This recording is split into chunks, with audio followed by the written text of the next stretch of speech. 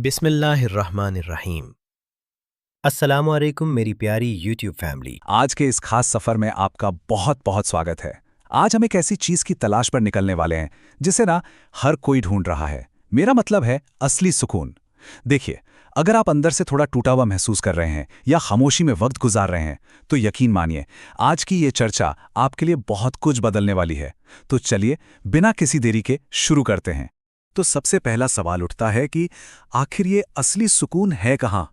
आजकल ना हम सब एक अजीब सा दर्द छुपाकर चलते हैं। चेहरे पर तो एक बढ़िया सी मुस्कुराहट होती है, लेकिन दिल के अंदर एक बहुत बड़ा तूफान चल रहा होता है। कभी कभी इंसान इतना थक जाता है कि किसी को अपना दर्द बता भी नहीं पाता। रात रात भर नींद नहीं आती। और हम क्या करते हैं? हम उसी सुकून को पैसों में, लोगों में या इस दुनिया की चकाचौंध में ढूंढने लगते हैं, जो सच कहूं तो बस एक थका देने वाला काम है। इसी बात की गहराई को समझते हुए आइए आगे बढ़ते हैं हमारे पहले हिस्से की तरफ, जिसे हमने नाम दिया है दिल का तूफान। आइए थोड़ा इस अंदर की बेचैनी को समझने की कोशिश करते हैं। किसी ने क्या खूब कहा है ना कि दिल तो हर किसी के पास होता है, लेकिन हर दिल में सुकून नहीं होता। जरा सोचिए इस बारे में।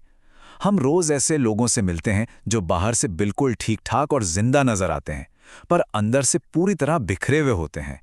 सिर्फ सांसें चलते रहने का मतलब ये तो नहीं ना कि इंसान सुकून से जी रहा है। और ये दर्द ना तब और भी बड़ा हो जाता है जब एक इंसान बिल्कुल खामोश हो जाए। देखिए, मुकम्मल खामोशी कई बार चीख कर रोने से भी ज्यादा दर्द देती है। रोने से क्या होता है? जज्बात बाहर निकल आते हैं, थोड़ा हल्कापन महसूस होता है।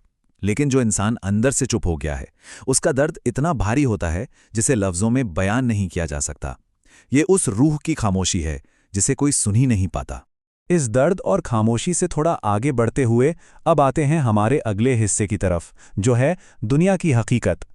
आइए देखते हैं कि दुनिया का असली सच आखिर है क्या।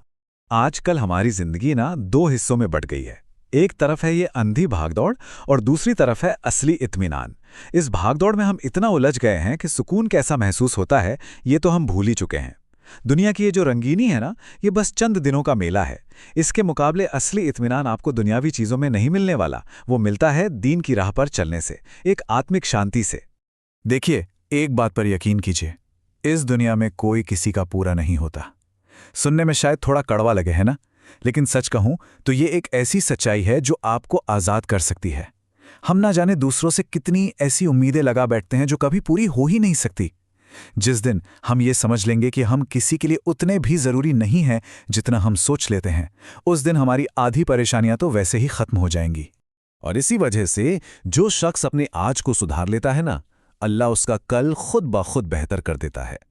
हम सबको कल की बहुत फिक्र होती है, आगे क्या होगा, कैसे होगा, पर जो इंसान आज ही परेशान है वो कल के हसीन ख्वाब कैसे देख सकता है?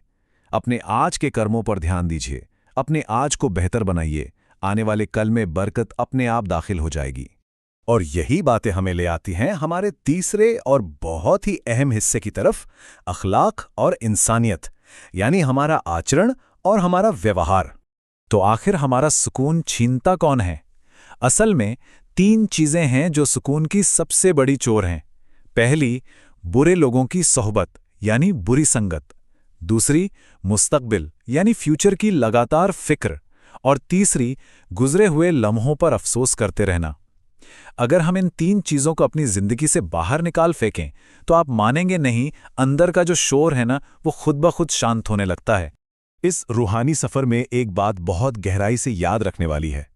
शिर्क के बाद सबसे बड़ा गुनाह किसी का दिल दुखाना है। बिल्कुल, अगर हमारे किसी बर्ताव से, किसी बात से किसी को चोट पहुंचती है तो समझ लीजिए कि हमने इंसानियत का हक अदा ही नहीं किया। बहुत आसान होता है दूसरों पर इल्जाम लगाना, लेकिन कभी अपने गिरेबान में भी झांक कर देखना चाहिए।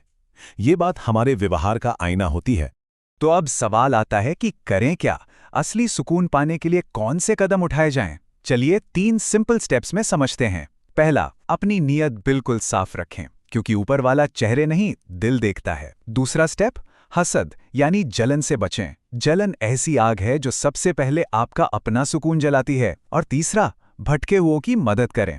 अगर आपको सही रास्ता पता है तो किसी जरूरतमंद को रास्ता जरूर दिखाएं। अंधेरे में आपकी जलाई हुई एक छोटी सी रोशनी भी किसी की पूरी जिंदगी बदल सकती है।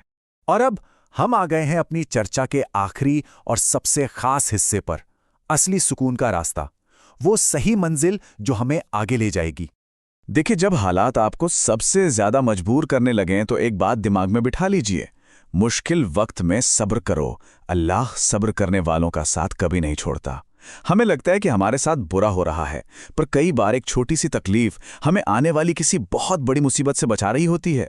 हर चीज हमारी मर्जी से नहीं होती दोस्तों। कई बार वक्त और उस ऊपर वाले की हिकमत फैसला करती है और हमें उस पर भरोसा रखना चाहिए। जिंदगी के फैसलों को लेकर एक बहुत बड़ा फर्क होता है जिसे समझना जरूरी है। जज्बात में आकर, यानी बिल्कुल इमोशंस में बहकर एक लम्हे में लिया गया फैसला आपकी पूरी जिंदगी का बोझ बन सकता है। वक्त तो निकल जाता है, पर उन गलत फैसलों का दर्द सालों साल पीछा नहीं छोड़ता। इसके बिल्कुल उलट, हमेशा होश में आराम से सोच समझकर फैसला लीजिए। अगर सुकून चाहिए तो ये जो बेवजह की जिद और गुस्सा है ना, इसको छोड़ना ही पड़ेगा। रूहानी तौर पर देखें तो ये बात एक बहुत गहरा असर छोड़ती है। कुरान पाक दिलों को सुकून देने वाली वाहिद किताब है। जब आसपास के सारे रास्ते बंद नजर आने लगें और दुनिया से हर उम्मीद टूट चुकी हो, तब ये मुकद्दस किताब उस बेचैन दिल को एक ऐसा इत्मीनान देती है जो इस दुनिया की कोई और चीज़ या कोई भी इंसान दे ही नहीं सकता। ये सच में एक भटकी हुई रूह को वापस उसकी सही मंजिल से जोड़ती है। हमारे कर्मों का ना सीधा असर हमारी रूह पर होता है। एक अच्छा काम दिल को कितना सुकून देता है ना, और वहीं एक बुरा काम उतनी ही बेचैनी और उदासी ले आता है। हम जो भी करते हैं उसका डायरेक्ट कनेक्शन हमारे अंदर की शांति से है।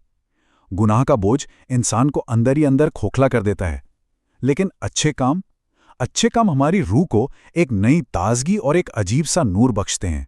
तो इस पूरे रूहानी सफर का सबसे बड़ा निष्कर्ष क्या निकला? यही कि असली सुकून इन पैसों में, इस शोहरत में या दुनिया की इस झूठी चमक में बिल्कुल भी नहीं है। ये सुकून सिर्फ और सिर्फ अल्लाह के करीब होने में है।